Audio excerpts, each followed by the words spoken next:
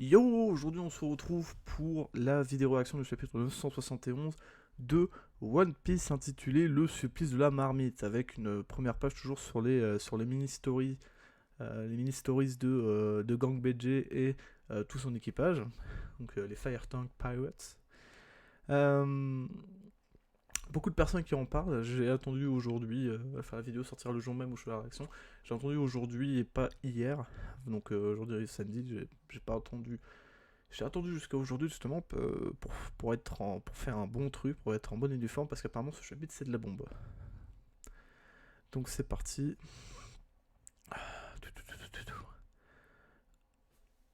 Donc si je rappelle, dernier chapitre que je n'avais pas fait de réaction dessus d'ailleurs, j'aurais dû, c'est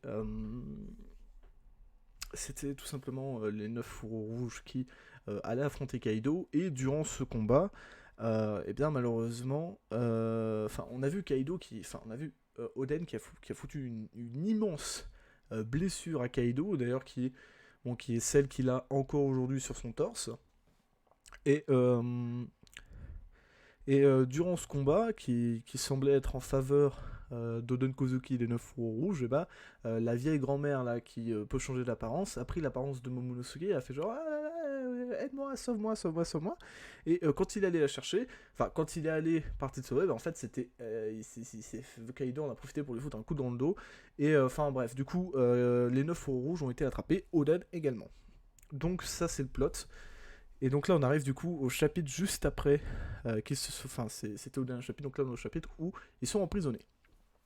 Alors,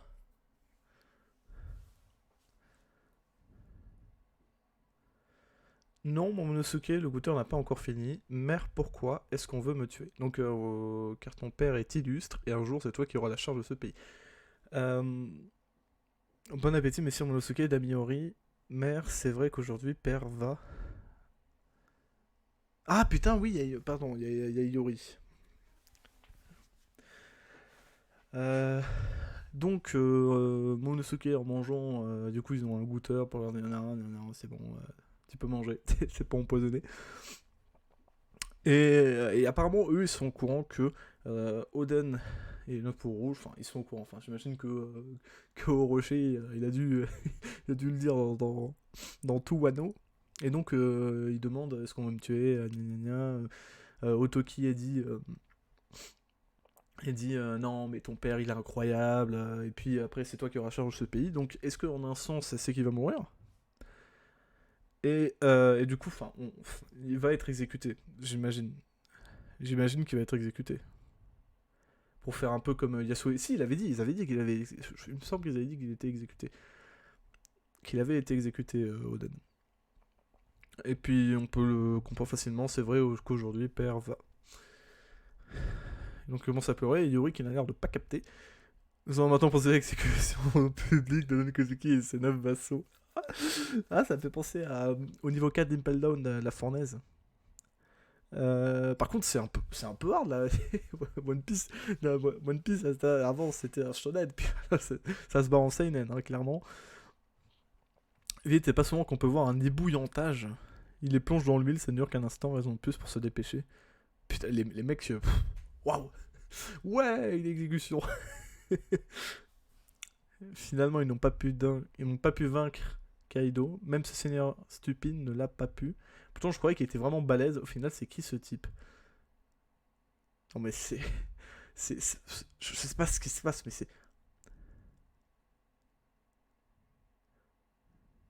C'est. Oda fait tout pour qu'on ait la haine de Orochi et Kaido, hein. C'est juste. Ce mec, Oden, a une vie de merde, hein, on est d'accord.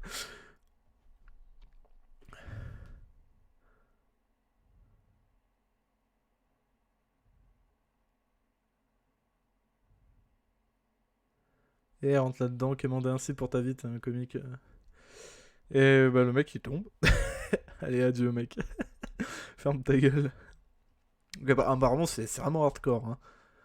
Oh là, dégage, approche pas d'ici. Le mec est mort d'un coup.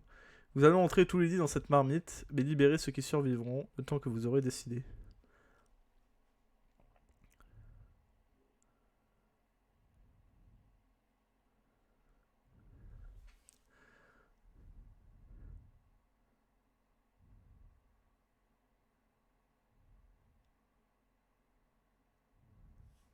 En gros, ils vont être plongés tous les 10 et le mec il dit oh, c'est bon, personne va crever.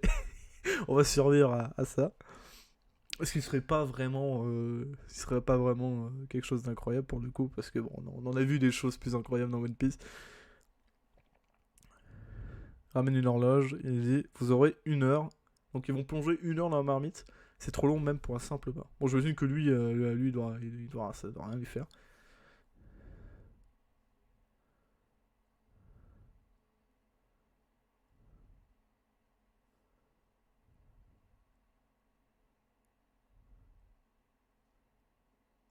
Même au bord de la mort, il craint.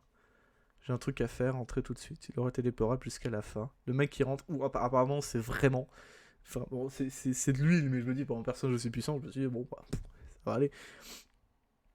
Ne laissez pas votre seigneur seul, allons-y, on se reverra dans notre monde, les gars. Putain, mais quand tu penses à ça, c'est tellement triste, c'est tellement épique. En fait, ils sont tellement potes entre eux, là, c'est.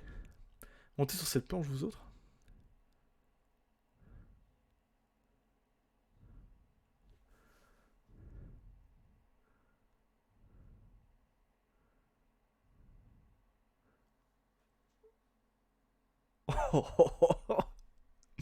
Oh putain, c'est le meilleur personnage. C'est le meilleur personnage. Il y a les 9 fauves rouges, il est en train de les porter pour pas qu'ils soient dans la marmite. Il lui aurait dit 1 heure.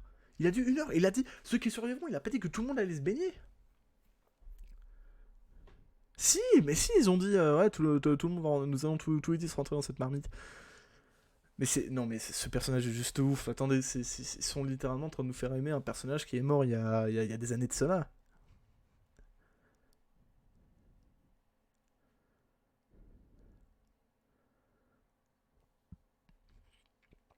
Le mec, il est en train de les porter pour. Il va endurer pendant 1 heure tout seul la chaleur de la marmite. Arrêtez s'il vous plaît, Messie Roden. Ça devrait être l'inverse, Messie Roden. Oui, c'est vrai. Enfin, c'est vrai. Enfin, normalement, ça devrait être le cas. Mais on est dans One Piece et heureusement qu'il y a des personnages comme ça. Nous allons vous porter. Taisez-vous et restez tranquille, c'est un ordre. Messie Roden.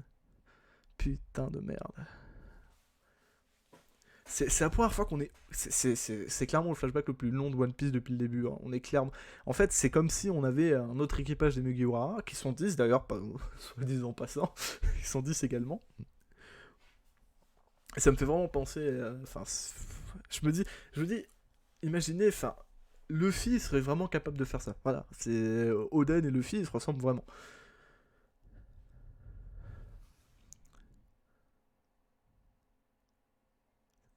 C'est quoi ce délire? Ces façons ne sont pas plongées dans l'huile. Oh, oh, oh, mais les 10 sont bien entrés dans la marmine, j'ai rien à perdre. J'ai rien à redire, pardon.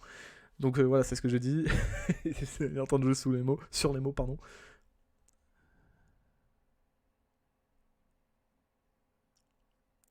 Mais les 10 sont bien. Ok. Donc ils ont 1 heure. Porter ainsi 9 robustes samouraïs. Rien que pour faire ça, il doit avoir une force colossale, quel gâchis. Et dans l'eau bouillante en plus. Et puis, c'est qui elle? C'est la. Ah, mais. C'est Shinobu, c'est la. C'est Shinobu. Il y a tout le monde qui disait, ouais, Shinobu, grosse traîtresse. Pour l'instant, je ne pense pas. Pour l'instant, moi, je ne crois pas que Shinobu ce soit une traîtresse. Je sais pas pourquoi il y a tout le monde qui a dit ça. Peut-être que je vais faux, hein, mais pour l'instant, je ne vois pas ce personnage. Peut-être dans les chapitres à venir, on verra peut-être, mais pour l'instant, je ne vois pas ce personnage être un, euh, un espion. Et en même temps, j'ai envie de me dire que peut-être, parce que je vois pas d'autres personnages euh, qui auraient pu révéler le plan des Mugiwara et des 9 roues rouges à quelqu'un d'autre. Enfin, c'est une hypothèse qui fait beaucoup parler. Est-ce que Shinobu est une traîtresse ou pas? Je pense que non pour l'instant. Je pense que c'est peut-être un autre personnage ou qu'il le savait déjà, mais. Enfin, que les membres de Kaido, enfin, que les membres de l'équipage de Kaido le savaient déjà sur tout ce plan. Donc, voilà, moi je n'ai pas d'idée, je n'ai pas d'idée, enfin, je n'ai pas franchement d'avis personnel, je n'ai pas vraiment creusé la question non plus. On va continuer, donc on voit vraiment. Les dessins sont ouf, c'est ouf. Non, ça c'est mauvais. Hop. Ça fait même pas 1 minute. Messieurs Roden, laissez-nous descendre. Pas une minute. Quel genre de peau il a? Ça, c'est tous les. Ok, ça, c'est tous les. Les personnages qui sont là, c'est les ninjas de Roshi.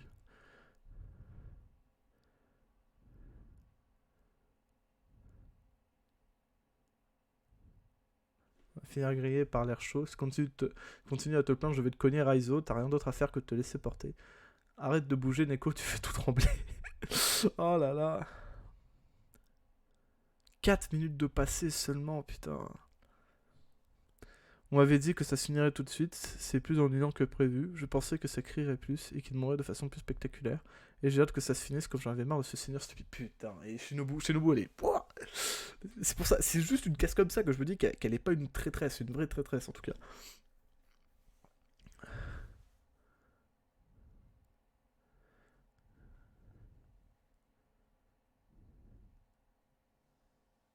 De quoi, seigneur stupide, Rodélo et je te tue. C'est qui cette femme? C'est dangereux, elle a un katana, c'est une Konoichi. Dégage, c'est vous qui êtes stupide. Capitaine, c'est Shinobu. Qu'est-ce qu'elle a à s'exciter comme ça? Même il faut rien, tu fais quoi, t'as...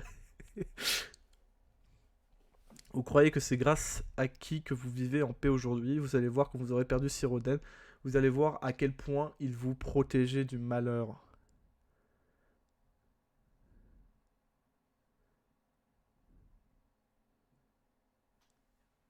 Le pire, c'est que elle a raison. Elle a raison, parce que 20 ans après, par la capitale, tout est ravagé dans Wano.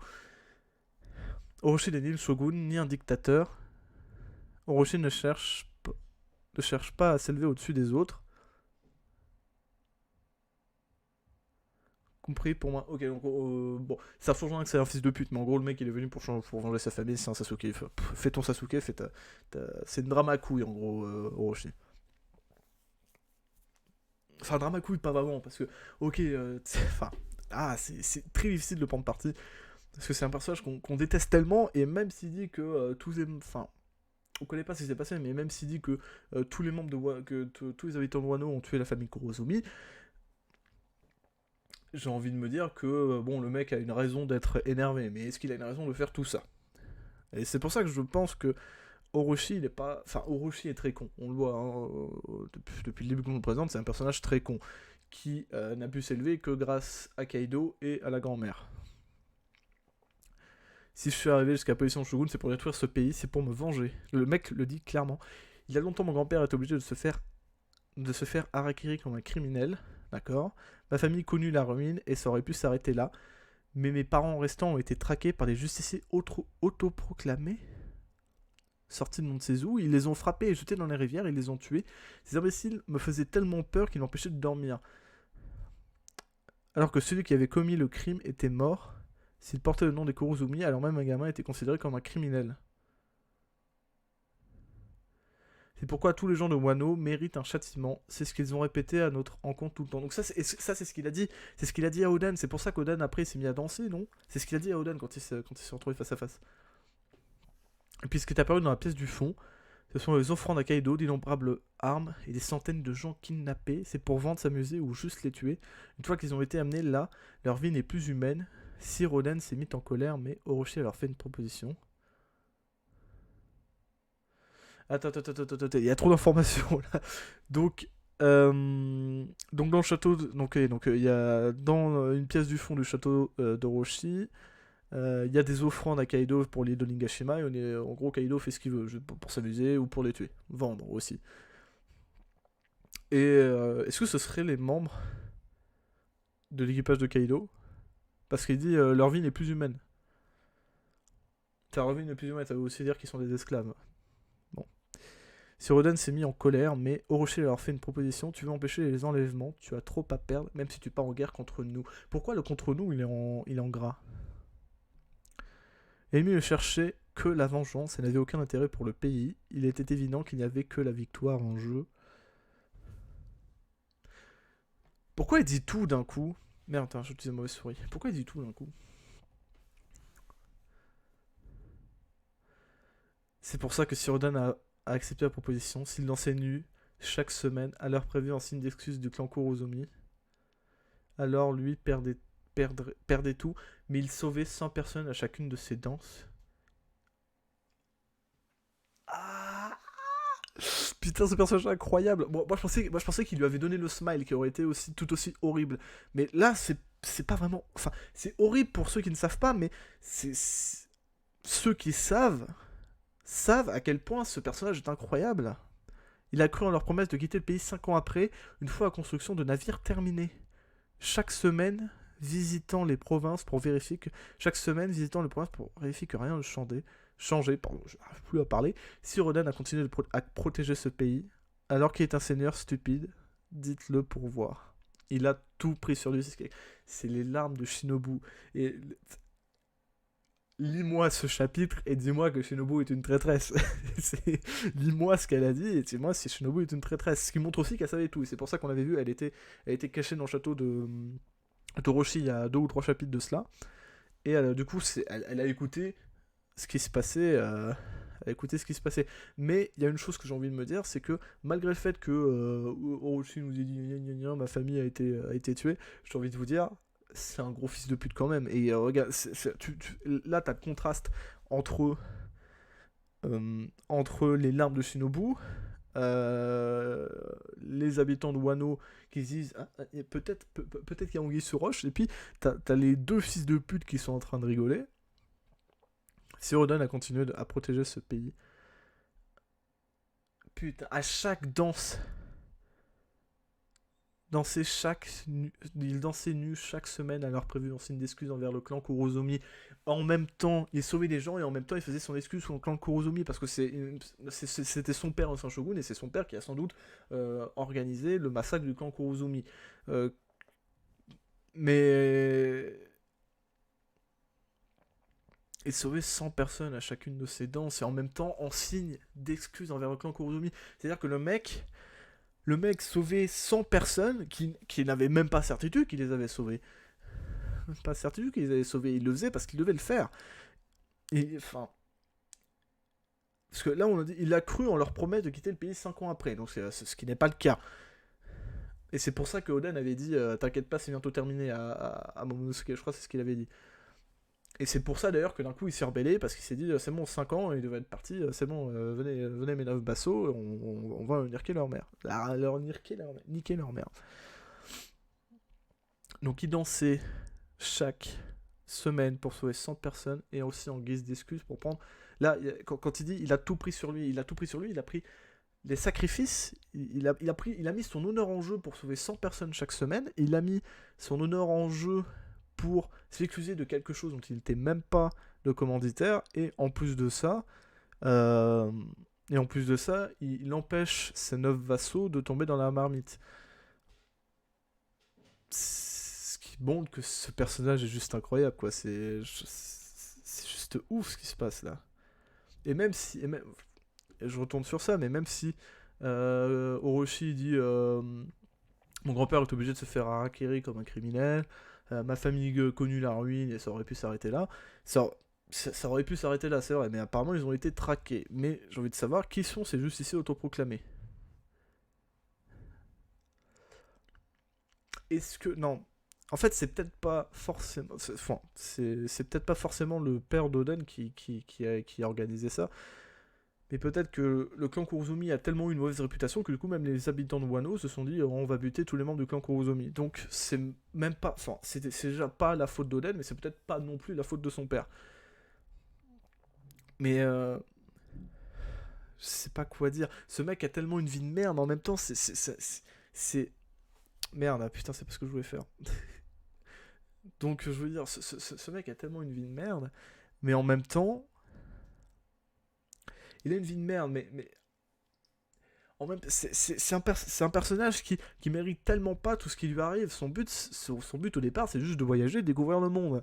Il revient, il découvre que la peu shogun qui lui avait été promise, même s'il s'en fout un peu, lui a été volée par un mec qui opprime du coup son peuple.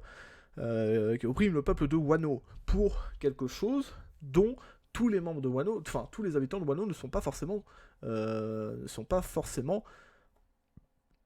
les commanditaires, les organisateurs de massacre de clan Kurozumi. Et on voit ça, j'ai juste envie de revenir, parce que cette dernière page est ouf, l'explication de Shinobu qui nous montre bien qu'elle sait tout, et que c'est son devoir de dire, de révéler à tous les membres, enfin à tous les habitants de Wano, qui est vraiment qui est vraiment... Est-ce que je pourrais avoir les pages, s'il vous plaît, elles sont parties. Bon, attendez, on va faire un truc. Hop. C'est compliqué. Juste revenir sur la double... C'est une double page, oui, en plus.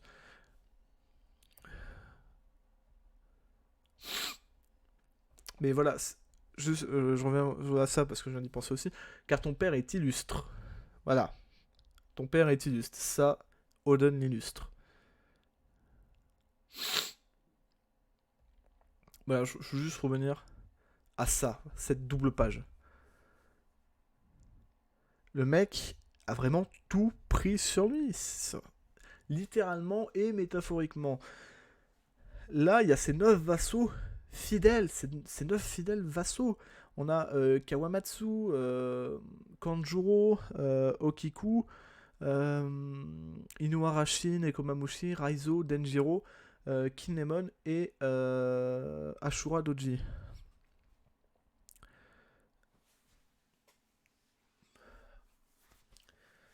Ces 9 fourreaux rouges, les 9 vassaux d'Oden, le mec ne peut pas... je fais le parallèle avec Luffy, mais Luffy c'est exactement pareil. Il mettrait sa vie en jeu pour ses Nakama, et c'est exactement ce qui se passe avec Oden actuellement. Le mec c'est juste ouf. C'est juste ouf. Je suis en train de faire une analyse en même temps, donc la vidéo durera plus longtemps.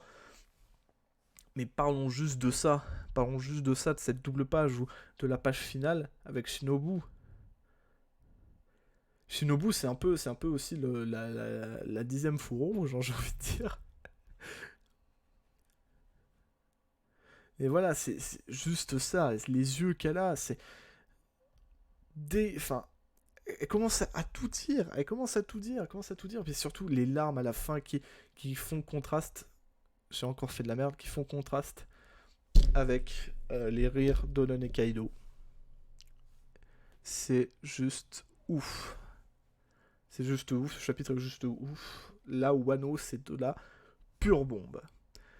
Je pense que j'ai dit tout ce que j'avais à dire. Et du coup, je vous dis à plus pour une prochaine vidéo. Ciao.